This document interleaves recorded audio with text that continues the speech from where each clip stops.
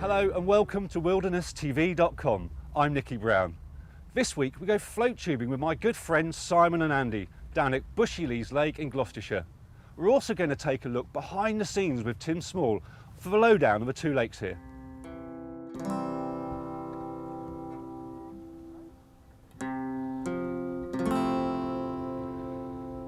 Hi Simon, what is float tubing? For me, float tubing is actually getting in with the fish, and it's more like stalking. You're going out, you're stalking the fish, you're looking for feeding fish, and you're targeting them, rather than maybe standing on a bank and chucking a line in and hoping that something finds it. Quite a few fisheries don't allow float tubing because they're worried about safety of the anglers, but to be honest, it's a very, very safe thing to do, as long as you're sensible in the way you approach it. My float tube has got 3 different buoyancy areas. I've got 2 individual bladders here, so if one went down very quickly, I've still got the bladder on the other side, and the seat is expanded polystyrene. I always wear a life jacket. I am a strong swimmer, so Simon, but we always wear life jackets because it makes sense. We're members of the Float Tube Association, and the Float Tube Association recommend we also carry a whistle, so if we do get into trouble, we can always get people's attention through the whistle.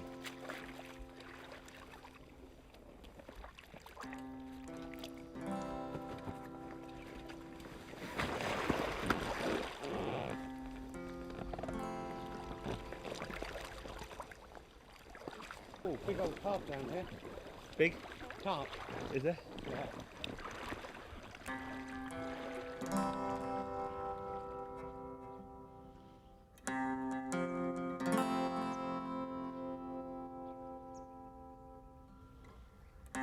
I think you should probably have mastered the basics. You should be able to cast a fair line. You don't have to be very elegant, it doesn't have to be very neat, but you should be able to do that. You shouldn't be afraid of the water. You should have the right safety equipment, but give it a go. It's great fun. It's not difficult, it's not scary once you get in the water. You're not going to catch anything on the back cast, but what you are going to do is, I think, improve your chances of catching fish.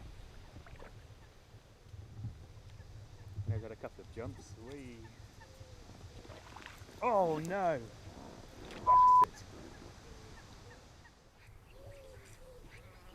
It's always frustrating when you lose a trout, but it's not long before Simon's onto another fantastic Bushy Lees rainbow.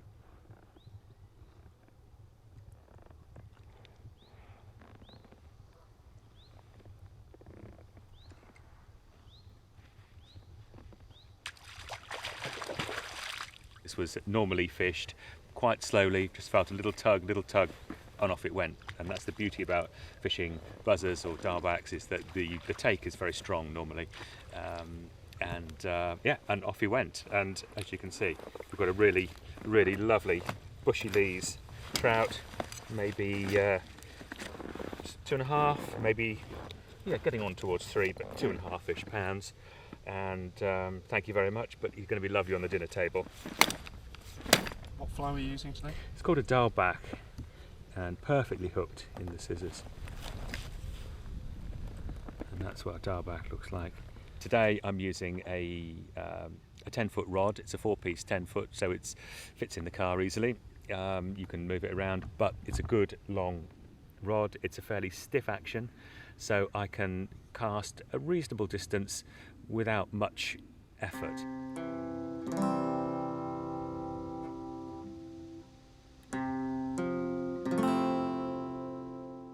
Andy knocks into his first trout. It looks like they found the spot.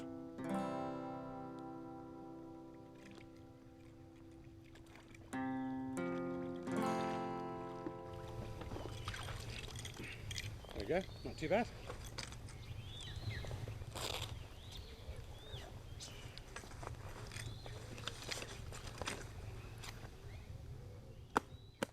Sometimes when it's bright and the fish aren't obviously feeding on anything, just a static fly works best. So that's what we tried. The spoon is really just to try and get out the food the fish have been eating on, because they get preoccupied on certain flies sometimes, and it does help to work out what they're feeding on. Take advice wherever you can get advice.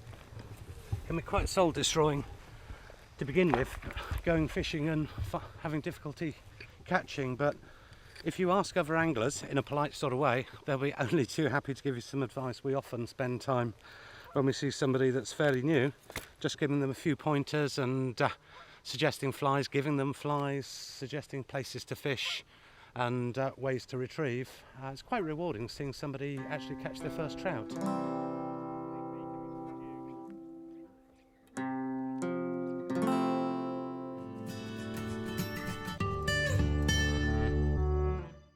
Float tubing looks awesome, and they've even invited me back to have a go myself later in the year. But now let's go to Tim Small and take a look at the two fisheries here at Bushy Lees and Lechlade. Tim, you allow people to float tube? Well, it brings people in, and as long as they're well behaved and abide by the rules and respect other anglers on there, I'm not that unhappy to allow them to do it, and they have a good fun. They even come in the middle of winter. They must be absolutely bonkers. We've got the complex here, which is purely for trout fishing now. We have two lakes here. We've got the Lechlade trout fishery behind me, which is stocked as a big fish water, very much a winter water rather than a summer water. And then over the road where you've been, we have Bushy Lees trout fishery, which is a lovely summer top of the fly water over there. Lechlade is about 8 acres, and there are fish in there up to about 26-27 pounds. Average size is about 10 pounds. Over at Bushy Lees, which is 22 acres, the average size is about 3 pounds. We produce all our own fish here, and over the last 40 years I've done everything from a small farm shop to doing local restaurants and stuff, then going into the wholesale markets, then processing fish for the supermarkets. And then I've thought enough is enough and downsized. Every fish we produce on the farm now is for the two fisheries, and it's a lovely job. It's great. No 2 days are the same.